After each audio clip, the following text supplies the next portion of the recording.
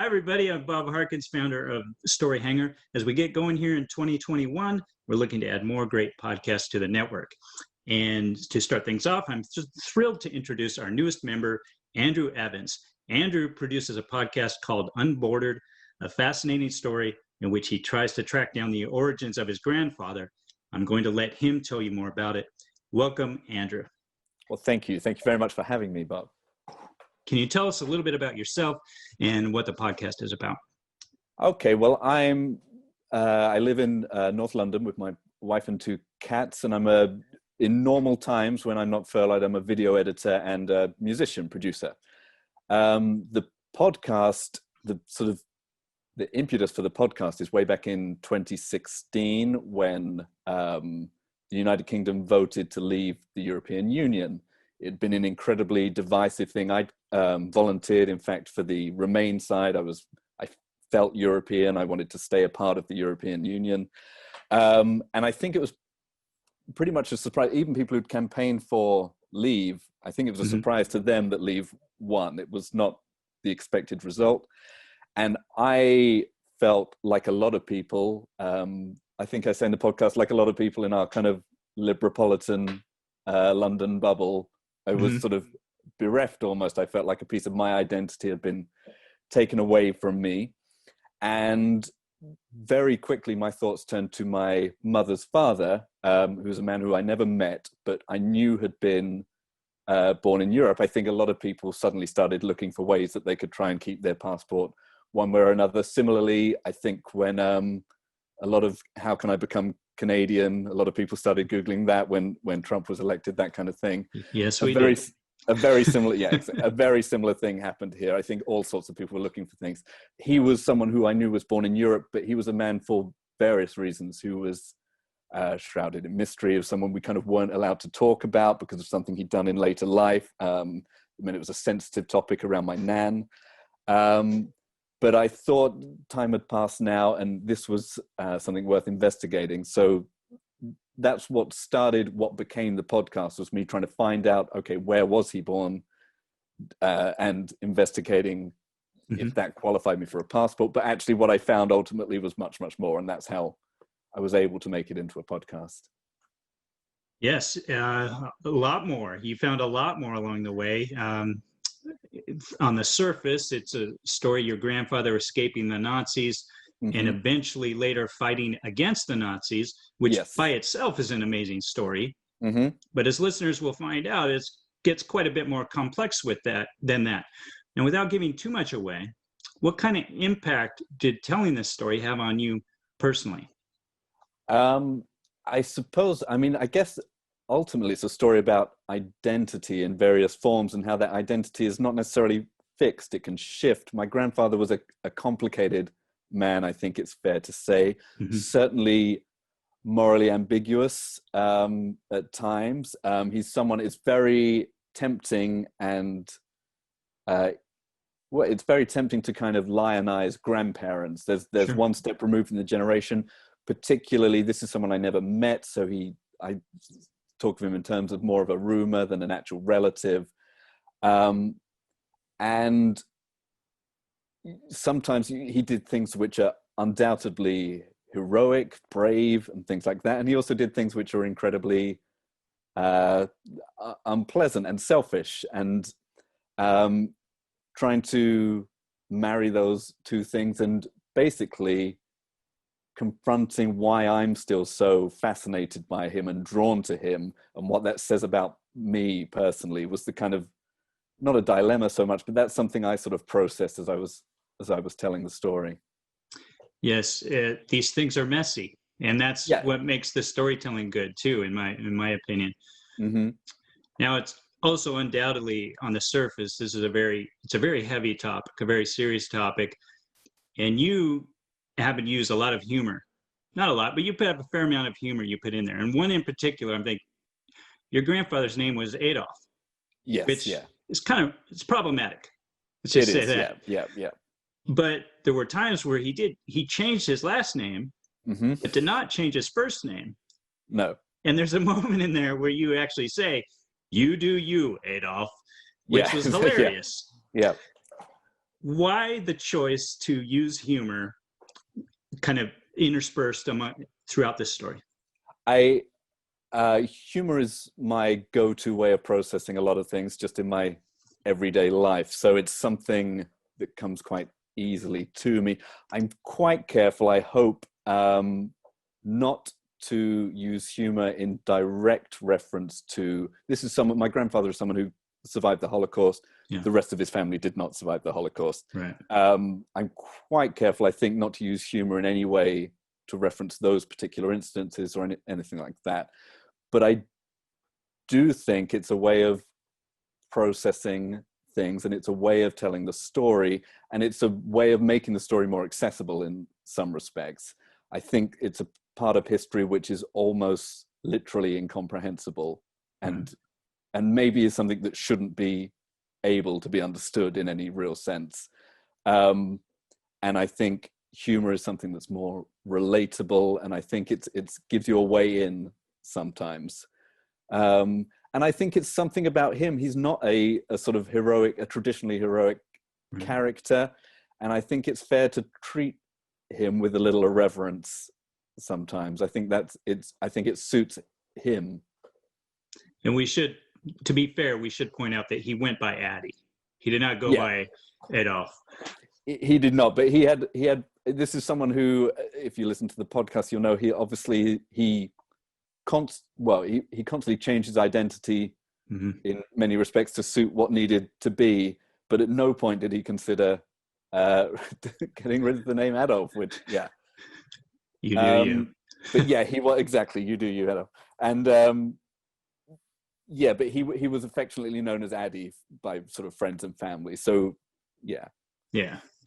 So you're a musician and a video editor. Yes. And I'm wondering how those skills translate to making a podcast of this type. You make all the music on the show, right? Yeah, obviously, a very direct way is that I wrote all the music for it. I tried to write it. I didn't record all of the podcast and then score it in that sense. I tried to produce, as you do, have a kind of bank of stock music, basically. And I tried to have different pieces of music that could cover different themes. So in a very literal sense, my music skills went straight into the podcast. It was actually one of the first things I knew. I'd never made a podcast before, but I'd made lots of music before. So it's one of the things I knew I can definitely do this bit. I can definitely make the music. And video editor is very often what you do as a video editor is you're presented with an abundance of material, and your job is to try and make sense of that material. Sometimes it's to make it into a linear thing, sometimes it isn't. But generally what I've got good at as a video editor is to find the spine of the thing. And you find the thing which is the spine, and then everything else you can put around it. So I think that's the thing that I was instantly able to sort of bring into making it into a podcast that was hopefully something that made sense, something that had a beginning, middle, and end, but took you in different directions as well. I like that. I also I saw actually today, this is Saturday here, you talked about walking, and walking kind of helps you, is like your first draft. I kind of do the same thing. It helps, I call it marinate.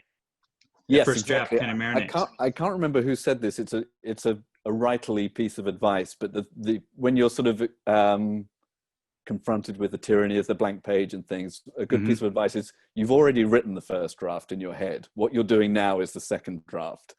And at a point at which I started walking to work, I'm lucky enough to live near enough by. It's about 4.5 miles, so it's a good distance to walk. Yeah. And that's literally, that's where the script for what became the podcast as I was walking to and from work that's when that emerged. That's when Unbordered emerged as a title.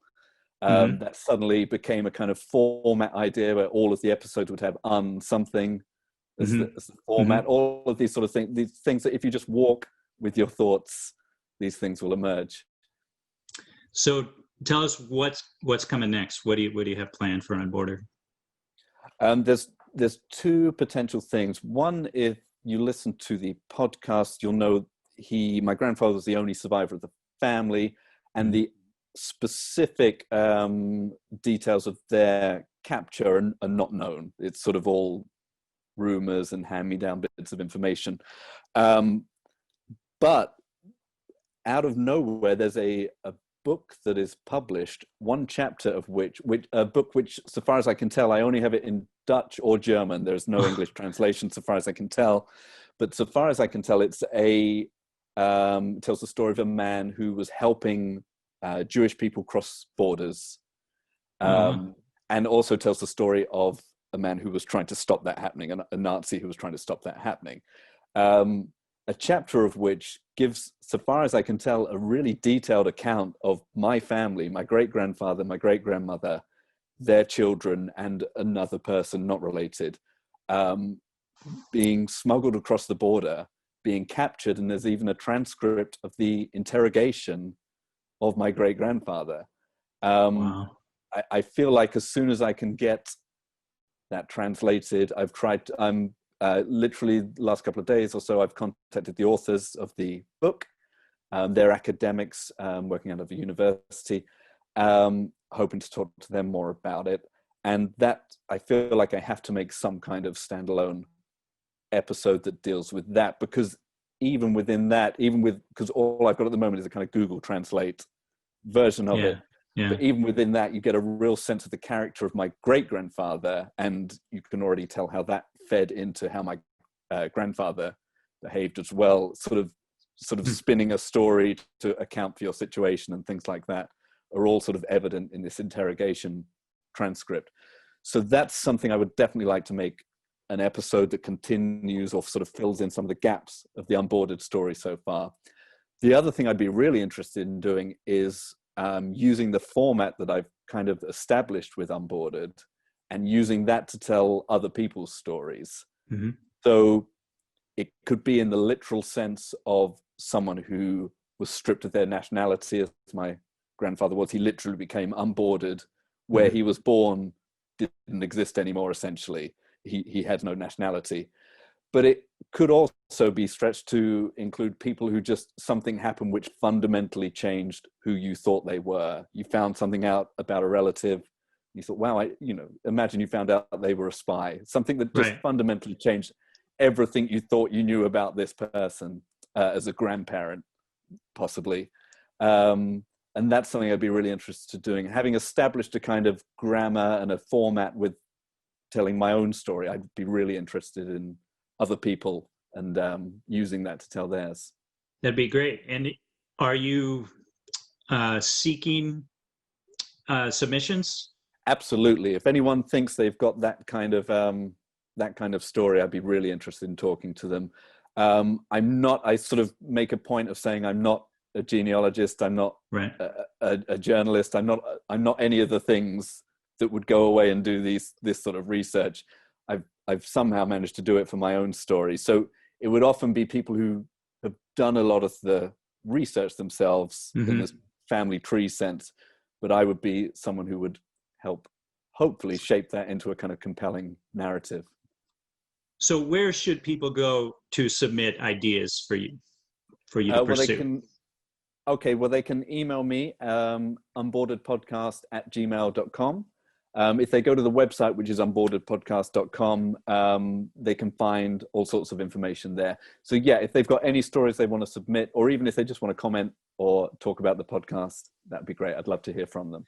Excellent. And in the meantime, listen to Unbordered. Podcast is available, all the usual places you listen to podcasts. More information at unbordered.com, as you just said, including documents that you unearthed in your research for your grandfather. And you can see more about Andrew and his podcast at storyhangar.com at Unbordered. Thank you, Andrew. I should say I've been really pleased to be sort of welcomed into the Story Hangar network. I've listened to the other shows on it, and they're all really great. And I really like what you're doing with it. Thanks, Andrew. It's great. We're honored to have you. Take care. Likewise.